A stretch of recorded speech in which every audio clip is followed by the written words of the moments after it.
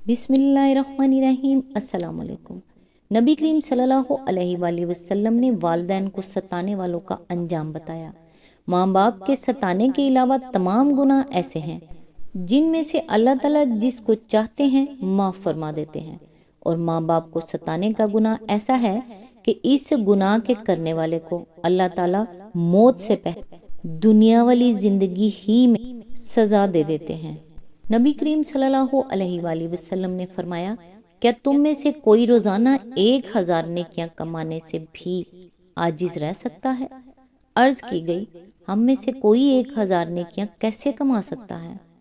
آپ نے فرمایا، 100 بار سبحان اللہ کہنے والے کے لیے 1000 نیکیاں لکھ دی جائیں گی یا 1000 گناہ مٹا دیے جائیں گے۔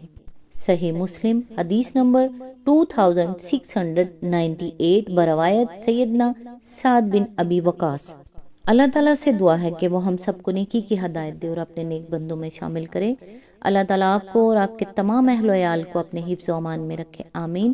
آج انشاءاللہ سورہ غافر کی آیت نمبر 35 سے سٹارٹ کریں گے۔ اس کا ترجمہ اور تفسیر تفہیم القرآن سے بیان کروں گی جو اہل سنت جماعت کے لیے ہے۔ اعوذ باللہ من الشیطان الرجیم، بسم اللہ الرحمن الرحیم۔ اور اللہ کی آیات میں جھگڑے کرتے ہیں بغیر اس کے کہ ان کے پاس کوئی سند یا دلیل آئی ہو۔ یہ رویہ اللہ اور ایمان لانے والوں کے نزدیک سخت مبغوض ہے۔ اسی طرح اللہ ہر متکبر و جبار کے دل پر ٹھپا لگا دیتا ہے۔ اس کی تفسیر ہے، یعنی اللہ تعالیٰ کی طرف سے گمراہی میں انہی لوگوں کو پھینکا جاتا ہے جن میں یہ 3 صفات موجود ہوتی ہیں۔ ایک یہ کہ وہ اپنی بدعمالیوں میں حد سے گزر جاتے ہیں، اور پھر انہیں فسق و فجور کی ایسی چاٹ لگ جاتی ہے کہ اصلاح اخلاق کی کسی دعوت کو قبول کرنے کے لیے وہ آمادہ نہیں ہوتے۔ دوسرے یہ کہ انبیاء کے معاملے میں ان کا مستقل رویہ شک کا رویہ ہوتا ہے۔ خدا کے نبی ان کے سامنے خواہ کیسے ہی بینات لے کر آئیں مگر وہ ان کی نبوت میں بھی شک کرتے ہیں، اور ان حقائق کو بھی ہمیشہ شک ہی کی نگاہ سے دیکھتے ہیں جو توحید اور آخرت کے متعلق انہوں نے پیش کیے ہیں۔ تیسرے یہ کہ وہ کتاب اللہ کی آیات پر مقبولیت کے ساتھ غور کرنے کے بجائے کچھ بحثیوں سے ان کا مقابلہ کرنے کی کوشش کرتے ہیں، اور ان کی کچھ بحثیوں کی بنیاد نہ کسی عقلی دلیل پر ہوتی ہے نہ کسی آسمانی کتاب کی سند پر، بلکہ ازل و اول تا آخر صرف ضد اور ہٹ دھرمی ہی ان کی واحد بنیاد ہوتی ہے۔ یہ 3 عیوب جب کسی گروہ میں پیدا ہو جاتے ہیں تو پھر اللہ اسے گمراہی کے گڑھے میں پھینک دیتا ہے جہاں سے دنیا کی کوئی طاقت اسے نہیں نکال سکتی۔ اسی آیت کے ضمن میں آگے فرمایا، یعنی کسی کے دل پر ٹھپا بلا وجہ نہیں لگا دیا جاتا، یہ لعنت کی مہر صرف اسی کے دل پر لگائی جاتی ہے جس میں تکبر اور جباریت کی ہوا بھر چکی ہو۔ تکبر سے مراد ہے آدمی کا جھوٹا پندار جس کی بنا پر وہ حق کے آگے سر جھکانے کو اپنی حیثیت سے گری ہوئی بات سمجھتا ہے، اور جباریت سے مراد خلق خدا پر ظلم ہے جس کی کھلی چھوٹ حاصل کرنے کے لیے آدمی شریعت الہیہ کی پابندیاں قبول کرنے سے بھاگتا ہے۔ آیت نمبر 36، فرعون نے کہا، اے حامان میرے لیے ایک بلند عمارت بنا تاکہ میں راستوں تک پہنچ سکوں۔ آیت نمبر 37، آسمانوں کے راستوں تک اور موسیٰ کے خدا کو جھانک کر دیکھوں، مجھے تو یہ موسیٰ جھوٹا ہی معلوم ہوتا ہے۔ اس طرح فرعون کے لیے اس کی بدعملی خوشنما بنا دی گئی اور وہ راہ راست سے روک دیا گیا۔ فرعون کی ساری چال بازی اس کی اپنی تباہی کے راستے ہی میں صرف ہوئی۔ اس کی تفسیر ہے، مومن آل فرعون کی تقریر کے دوران میں فرعون اپنے وزیر حامان کو مخاطب کر کے یہ بات کچھ اس انداز میں کہتا ہے کہ گویا وہ اس مومن کے کلام کو کسی التفات کے قابل نہیں سمجھتا، اس لیے متکبرانہ شان کے ساتھ اس کی طرف سے منہ پھیر کر حامان سے کہتا ہے کہ ذرا میرے لیے ایک اونچی عمارت تو بنواؤ، دیکھوں تو صحیح کہ یہ موسیٰ جس خدا کی باتیں کر رہا ہے وہ کہاں رہتا ہے۔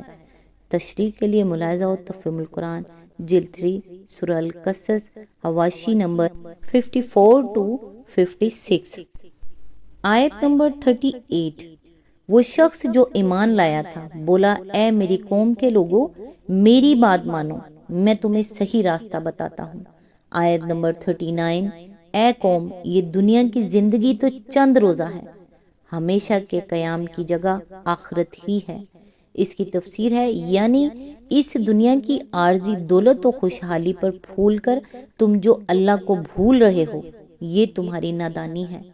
آیت نمبر 40، جو برائی کرے گا اس کو اتنا ہی بدلہ ملے گا جتنی اس نے برائی کی ہوگی، اور جو نیک عمل کرے گا خواہ وہ مرد ہو یا عورت بشرطے کہ ہو وہ مومن، ایسے سب لوگ جنت میں داخل ہوں گے جہاں ان کو بے حساب رزق دے دیا جائے گا۔ آیت نمبر 41، اے قوم آخر یہ کیا ماجرا ہے کہ میں تو تم لوگوں کو نجات کی طرف بلاتا ہوں اور تم لوگ مجھے آگ کی طرف دعوت دیتے ہو۔ آیت نمبر 42، تم مجھے اس بات کی دعوت دیتے ہو کہ میں اللہ سے کفر کروں اور اس کے ساتھ ان ہستیوں کو شریک ٹھہراؤں جنہیں میں نہیں جانتا، حالانکہ میں تمہیں اس زبردست مغفرت کرنے والے خدا کی طرف بلا رہا ہوں۔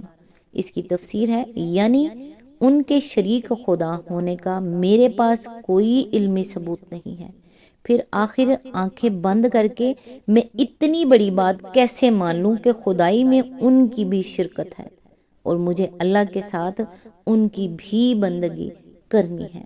آیت نمبر 43، نہیں، حق یہ ہے اور اس کے خلاف نہیں ہو سکتا کہ جن کی طرف تم مجھے بلا رہے ہو ان کے لیے نہ دنیا میں کوئی دعوت ہے اور نہ آخرت میں، اور ہم سب کو پلٹنا اللہ ہی کی طرف ہے، اور حد سے گزرنے والے آگ میں جانے والے ہیں۔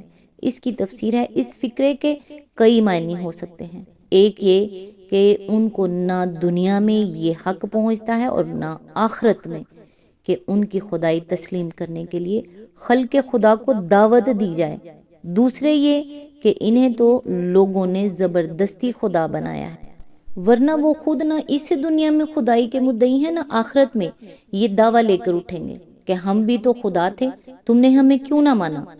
تیسرے یہ کہ ان کو پکارنے کا کوئی فائدہ نہ اس دنیا میں ہے نہ آخرت میں، کیونکہ وہ بالکل بے اختیار ہے اور انہیں پکارنا قطعی لا حاصل ہے۔ آگے چل کے اسی آیت کے ضمن میں حد سے گزر جانے کا مطلب حق سے تجاوز کرنا ہے۔ اور وہ شخص جو اللہ کے سوا دوسروں کی خدائی مانتا ہے یا خود خدا بن بیٹھتا ہے یا خدا سے باغی ہو کر دنیا میں خود مختاری کا رویہ اختیار کرتا ہے اور پھر اپنی ذات پر، خلق خدا پر اور دنیا کی ہر اس چیز پر جس سے اس کو سابقہ پیش آئے طرح طرح کی زیادتیاں کرتا ہے، وہ حقیقت میں عقل اور انصاف کی تمام حدوں کو پھاند جانے والا انسان ہے۔ آیت نمبر 44، آج جو کچھ میں کہہ رہا ہوں ان قریب وہ وقت آئے گا جب تم اسے یاد کرو گے، اور اپنا معاملہ میں اللہ کے سپرد کرتا ہوں، وہ اپنے بندوں کا نگہبان ہے۔ اس کی تفسیر ہے اس فکرے سے صاف معلوم ہوتا ہے کہ یہ باتیں کہتے وقت اس مومن شخص کو پورا یقین تھا کہ اس حق گوئی کی پاداش میں فرعون کی پوری سلطنت کا عتاب اس پر ٹوٹ پڑے گا اور اسے محض اپنے اعزازات اور مفادات ہی سے نہیں اپنی جان تک سے ہاتھ دھونا پڑے گا، مگر یہ سب کچھ جانتے ہوئے بھی اس نے محض اللہ کے بھروسے پر اپنا وہ فرض انجام دے دیا جسے اس نازک موقع پر اس کے ضمیر نے اس کا فرض سمجھا تھا۔ آیت نمبر 45، آخر کار ان لوگوں نے جو بری سے بری چالیں اس مومن کے خلاف چلیں، اللہ نے ان سب سے اس کو بچا لیا اور فرعون کے ساتھی خود بدترین عذاب کے پھیر میں آ گئے۔ اس کی تفسیر ہے اس سے معلوم ہوتا ہے کہ وہ شخص فرعون کی سلطنت میں اتنی اہم شخصیت کا مالک تھا کہ بھرے دربار میں فرعون کے روبرو یہ حق گوئی کر جانے کے باوجود اعلانیہ اس کو سزا دینے کی جرت نہ کی جا سکتی تھی۔ اس وجہ سے فرعون اس کے حامیوں کو اسے ہلاک کرنے کے لیے خفیہ تدبیریں کرنی پڑیں۔ مگر ان تدبیروں کو بھی اللہ تعالیٰ نے نہ چلنے دیا۔ اسی آیت کے ضمن میں آگے چل کے فرمایا، اس طرز بیان سے یہ بات مترشح ہوتی ہے کہ مومن آل فرعون کی حق گوئی کا یہ واقعہ حضرت موسیٰ اور فرعون کی کشمکش کے بالکل آخری زمانے میں پیش آیا تھا۔